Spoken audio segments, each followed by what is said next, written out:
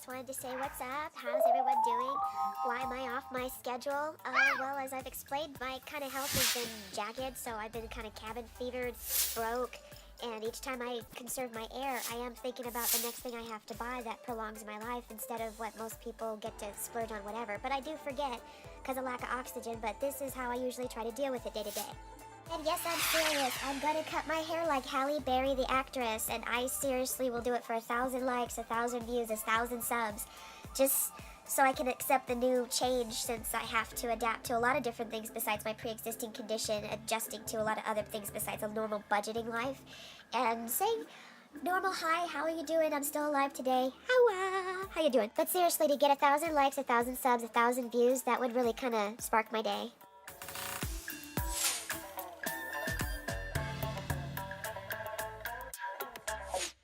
This may be the very last flower I ever smoke or ever squeeze to dab, because my condition is making it hard for me to even inhale, so I have to take these tinctures seriously that you're about to see here.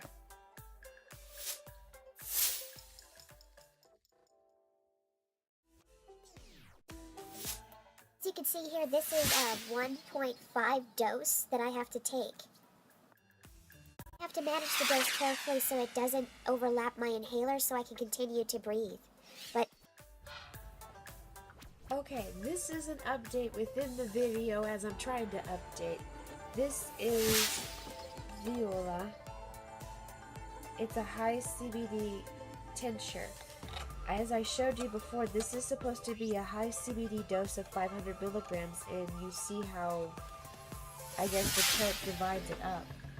But it's divided up like you see here. The 475 CBD versus the 25 THC that brings it to 500 milligrams. They really do stretch it, and this is that 1.5 dose. So as I work it, I stick it under my tongue, and it works as follows, as I can explain.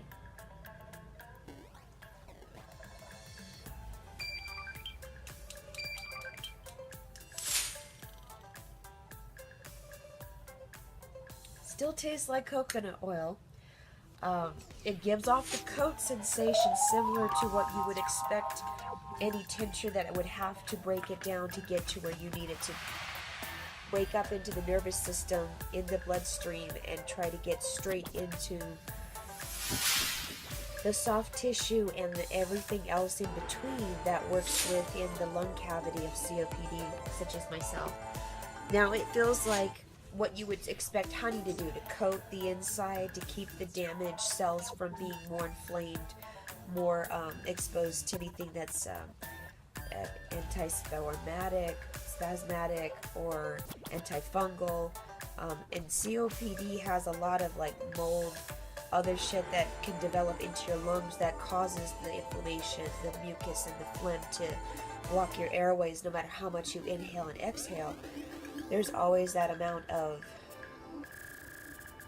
exhale you can't exhale because of the damaged areas within the lung cavities of those things that are too hard. They won't squeeze, they won't have any elasticity.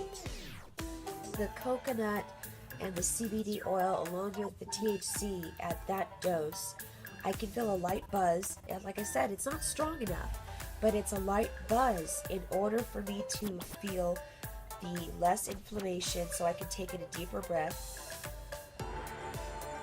I still feel like my sternum's about to pop, and the pressure like I'm pushed up against a concrete wall when I inhale.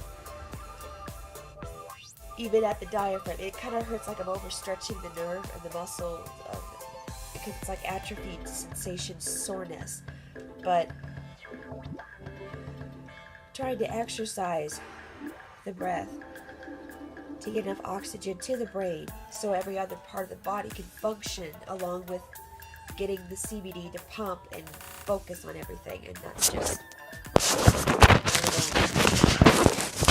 camera shy block tissue paper. But sometimes I mix in CBD or water, since I found it at the dispensary down the street from me for $10. If I get it on a cheaper holiday discount, I can save a lot more than spending $10 for a bottle that I showed you.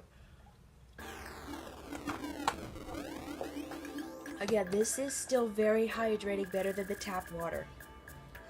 If I consume too much tap water, I start getting waterlogged, almost vomiting and nausea, to where it's like counter opposite, shutting down my stomach, which I do not want to do. The blood in my body requires raw ingredients, including, if I have to feel placebo effect, I will want this to breathe the rest of my body so I can keep functioning. So after taking a tincture dose of this, and as you saw, the labels as is follows for this amount, they go higher up to 19 milligrams. That's like 2,000 milligrams that I need. So when I do dose it for the month, I'm using less to last me the month, to give me more of the right to breathe and to be alive in this world, not to be subjected by some greedy race to compete with pharmaceuticals because the weed industry's young. It doesn't mean because disabled stoners voted, like myself, to make weed legal and possible and affordable was the whole goal. But if dispensaries and other owners that extract and think of money, money, money, I need to compete with pharmaceuticals, I'm like, no, no, no. Every disabled stoners and disabled adult who has been suffering over the breaking back financial institution of what pharmaceutical drugs have limited us, made us homeless, or made it impossible to enjoy the luxuries of life, even being retired. There has to be a bottom line for medical, life-threatening patients such as ourselves, as disabled stoners and pre-existing condition victims. They should not be raising the price. They should be adjusting to the price when it's recreational. If it's medical, hands down. If there's Medicaid, Medicare covering for the pharmaceuticals, then the disability and veterans and anybody else statewide, locally, that's supporting the local dispensary business needs to give more discounts. At least if I am your member, you should give me an ounce of my plant. An ounce in extract, an ounce in tincture, an ounce in flower. It doesn't fucking matter. If you take 6 of my plants, I deserve at least 1 ounce of my one plant out of the 6 to supply me with what I need medicine-wise to survive. So you can perpetuate your business, so you can make whatever taxes I could even learn how to do this business if I had a team to work with. But as far as I'm concerned, I'm trying to at least stay calm when I get the oxygen and try to do my best to educate out of the frustration I see and feel from disabled to non-disabled stoners to disabled stoners such as myself, that you can't expect to go from pharmaceutical high pricing to almost making people homeless to jump into the weed industry and expect your prices to be a godsend when it looks exactly the same high fucking price as the pharmaceuticals were wringing us dry. Yet it doesn't make any fairness that I see dispensaries trying to charge the exact same price for recreational and then label it medical. And I'm like, no, medical should be almost peas and carrot prices. The recreational are for users that have the money, they know how to get the large sums of money, and they know how to keep that dispensary going. The users that abuse it, I'm not against the ones that abuse it. They're probably like myself that are in a craving for CBD or THC. But in the ones that have the money to blow on it, those are what the dispensaries are expecting. For the people like myself, disabled stoners that voted for weed to be legal, we deserve a better recommendation discount cut off our backs. Not financially out of our wallets and our social lives. To like myself, I need CBD to breathe. I need CBD to eat, to sleep, to fucking function and live. If I don't have it, it's like worse than a prohibition. I will go there. But I really want to breathe so I can stop feeling like I'm fight or flight spelled. So I can educate a lot of different disabled stoners, dispensaries, owners, business, extract, scientists, botanists, doesn't matter. They need to respect disabled stoners that made the weed legalization movement possible, because our votes are the massive requirement, not for the massive, oh, here's the corporate seeing us as a way to cut us off or to make us see, oh, look how expensive weed is. You want to come back to the pharmaceuticals because we're cheaper on Medicaid, Medicare. But with Trump doing what he's doing, there's hardly any way to just dispel what's going to be affordable if Trump has his way with the medical, and then the weed distribution doesn't cut back on what the medical voted for to be available and cheaper than the pharmaceuticals racing for the billion-dollar race. This is what I'm thinking. If every dispensary hires a lot of life-threatening, sponsored for like myself and other people that are disabled stoners and non-disabled stoners that can't go get a job.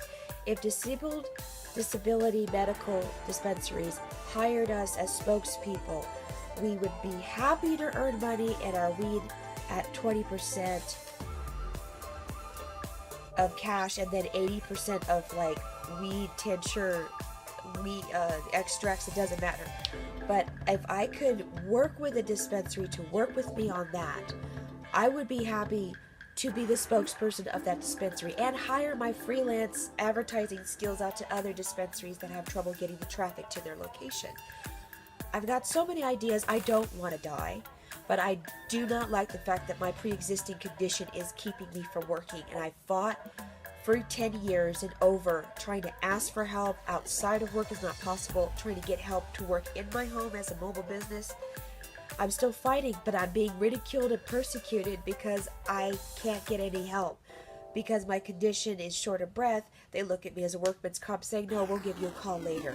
That's a later I can't afford to wait on, which is why I figured dispensaries should be hiring disabled stoners and people like in my community that I'm trying to build, so we're not desecratingly separatizing our diseases. We're unifying, saying we voted for weed to be possible and to be cheaper, not for you to compete with the pharmaceuticals to the billion-dollar race and forget about our health and why we voted for weed to be available and cheaper for us to keep breathing, like myself and others who want to function brain and explore colors and creativity. The more you put a price on a fucking bottle that's extract to your expenditures to get your budget back, you're forgetting the whole purpose of why weed was made to be legal in the first place and affordable to beat pharmaceutical. Kind of like Bitcoin is trying to beat the banking opposition by making it less expenditure to like the fall of an economy drop in the depression. It's like avoiding any fault in the economy's currency because it transfers. I'm learning about Bitcoin, but I'm looking at the weed industry that's using Bitcoin so I can understand if I invest in Bitcoin, at least I can invest in the weed industry that's supporting a new type for the poor economy and for disabled stoners like myself and non-disabled stoners that want to make weed a part of our community lives, that should have been a part of our community lives, but cheaper. Like clean energy efficiency should be cheap, just like the medical should be cheaper for weed medical card users. Recreational users can afford it. If they can't afford it and their health is good for it, they have chances to work and enjoy their lives. For us disabled stoners, our lives are being cut and slowed down beyond our control and means, and we're requiring to fight for weed and CBD to be legal and affordable so we can breathe, function, and live like everyone else has the right to live. Yet we're still being segregated and reduced because we're broke and we don't have enough money to meet the qualifications of another business venture's goal for their quota to get back what they invested in for the product to be sold. How about trying to work with at-home growers that really want to make their shit from scratch, sharing that technology out so it's not restricted. Maybe that way we have more people giving more ideas to make it more potent to where it's not so damn expensive being in the small volume because one person invented it. Doesn't mean you should be the only one with this new industry. We need to help people live, not how much we can gain money from them in this industry's growing. The only way an industry is going to grow is if you can save lives, not string their pockets dry. But after taking the coat, that's how much it's helping me to get more oxygen. So I'm breathing more deeper, less wheezing, less phlegm blocking my airways. But that's what I wanted to put in for like my 13 minutes of the updated of my blog today. Stay tuned, everybody, and thank you for watching.